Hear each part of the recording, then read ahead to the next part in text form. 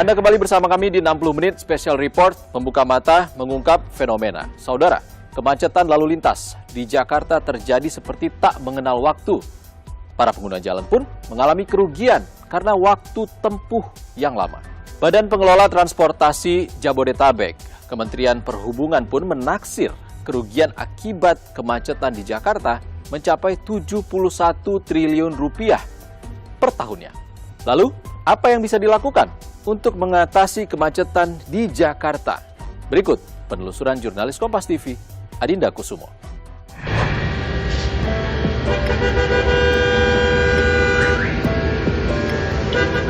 Nah, sekarang ini saya lihat semakin macet ya. Senin kemarin tuh yang macet banget itu total 4 jam di jalan. Sempat shock juga macetnya sampai 2 jam kalau berangkat kantor. Kendaraan untuk yang lain ini kayaknya makin hari makin bertambah gitu.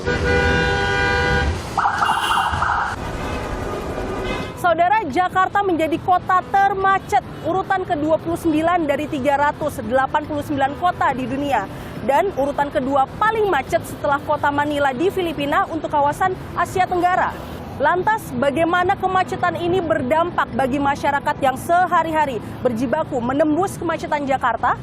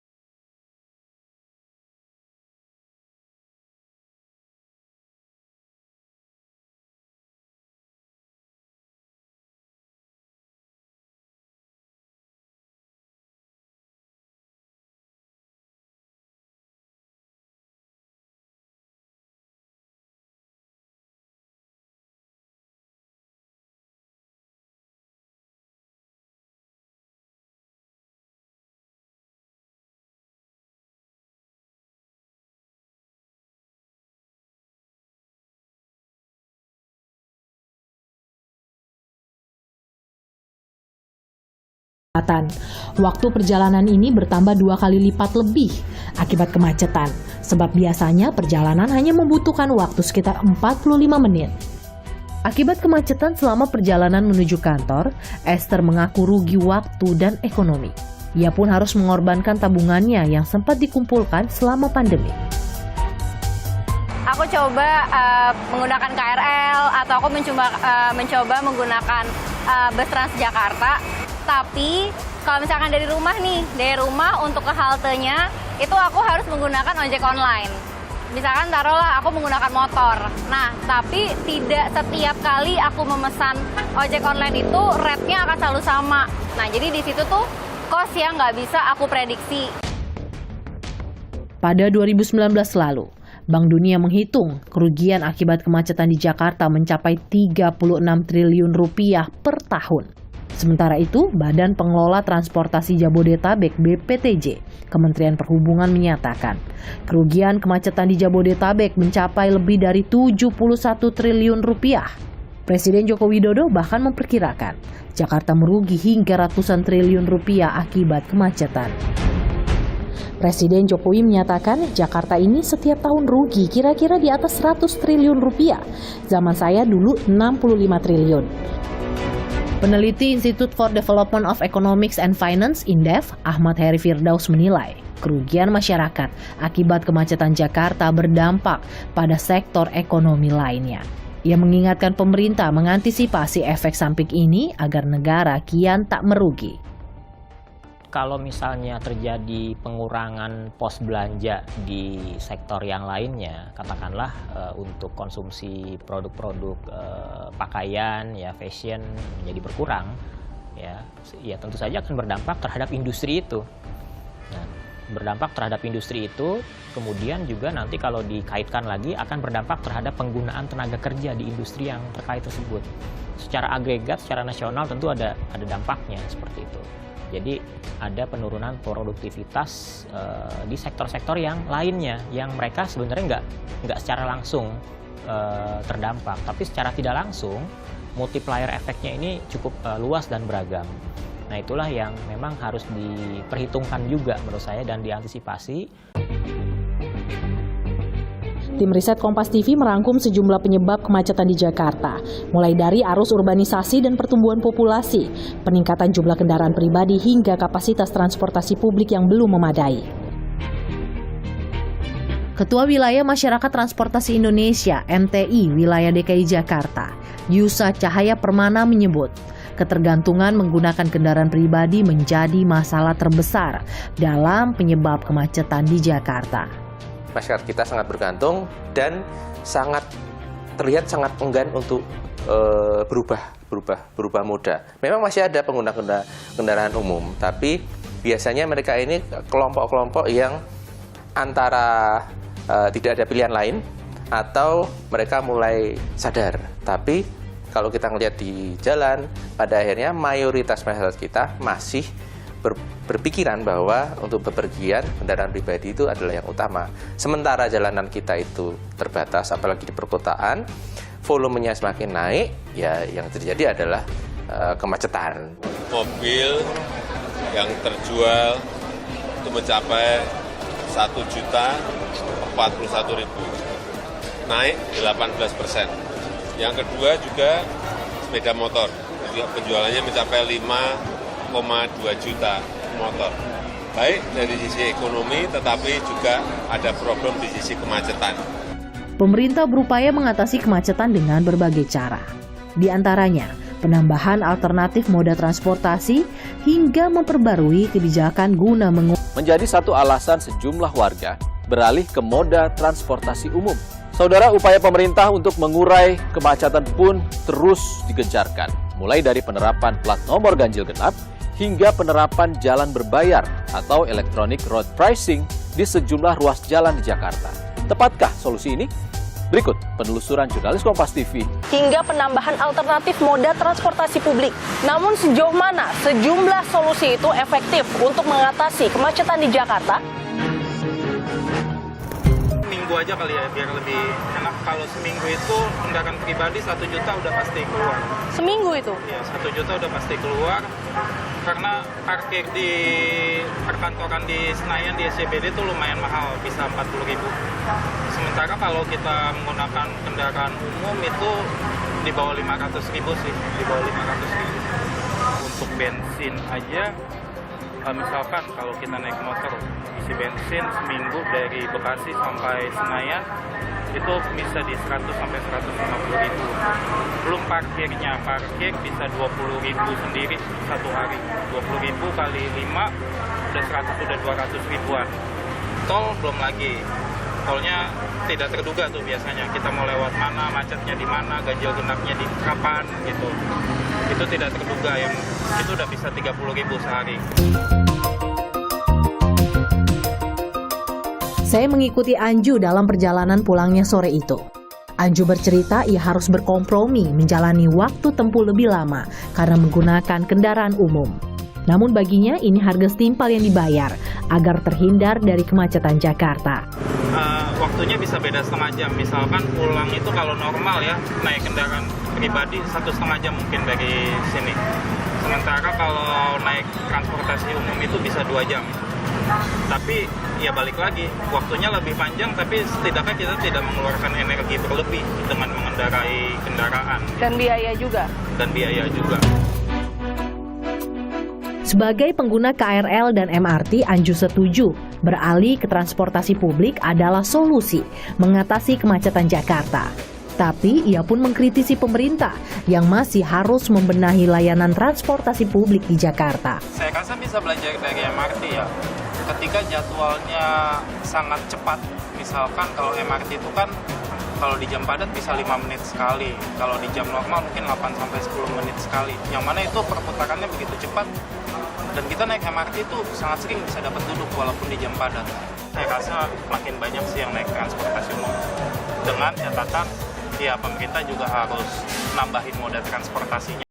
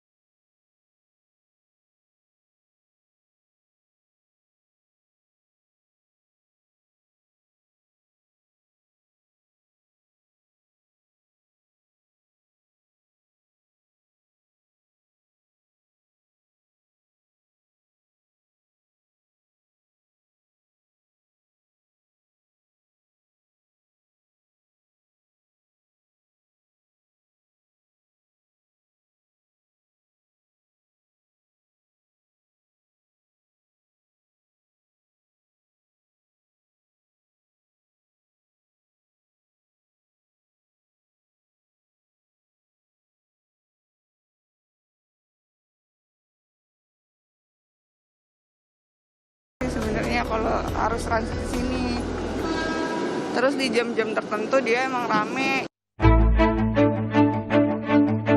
Saat ini pengguna transportasi umum di Jabodetabek hanya berada di angka 20%. Masyarakat Transportasi Indonesia (MTI) menilai idealnya pengguna transportasi umum berada di angka 60% atau 3 kali lipat dari kondisi saat ini. Konsekuensinya, layanan transportasi umum pun harus ditingkatkan 3 kali lipat agar bisa melayani para penumpang dengan nyaman dan aman. MTI menyarankan sejumlah solusi guna mengatasi kemacetan Jakarta. Beberapa di antaranya ialah mengupayakan hunian rakyat kecil di tengah kota, koordinasi antara lembaga negara, menambah moda transportasi, serta memperjelas target dan kebijaksanaan untuk mengatasi kemacetan. Koordinasi dan komunikasi antar stakeholder kita itu harus dibetulkan. Harus satu visi, satu tujuan. Simpelnya saja ya, kalau kita lihat di level pemerintahan, itu seperti tidak ada koordinasi yang jelas antar kementerian.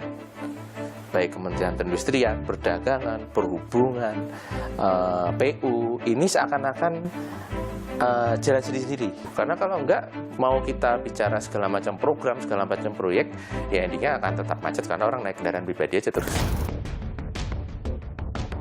Pemerintah telah menerapkan sejumlah kebijakan guna mengurangi kemacetan. Salah satunya kebijakan penerapan plat nomor ganjil genap pada sejumlah ruas jalan di Jakarta sejak tahun 2020. Pemerintah Provinsi DKI Jakarta berencana menerapkan kebijakan jalan berbayar atau Electronic Road Pricing (ERP) di sejumlah ruas jalan Jakarta.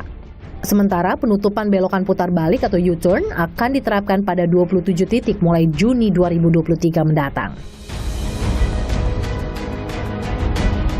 Namun rencana kebijakan yang digadang-gadang mampu mengurangi kemacetan ini menuai beragam reaksi masyarakat.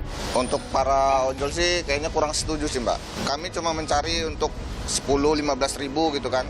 Kalau untuk jalan aja kami harus bayar, harus nyari berapa lagi gitu kami untuk tiap harinya gitu kan. Kalau saya sendiri masih agak keberatan nih kalau ada ERP gitu.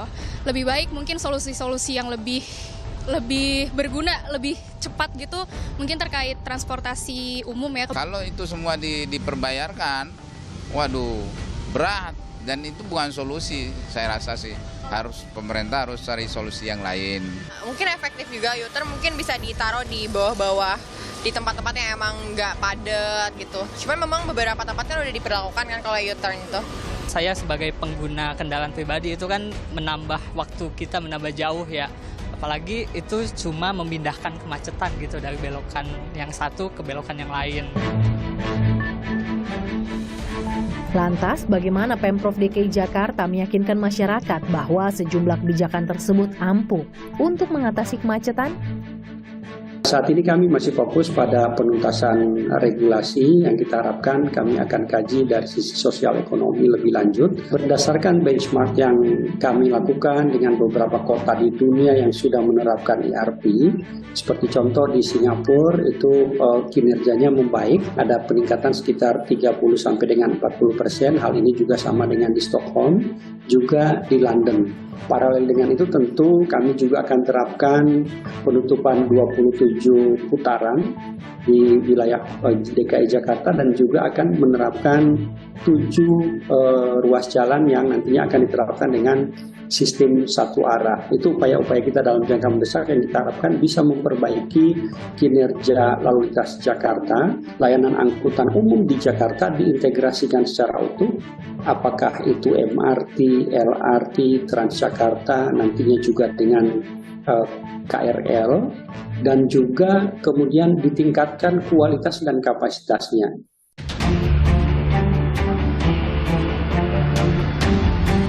Kemacetan di Jakarta diatasi tak hanya dengan satu solusi.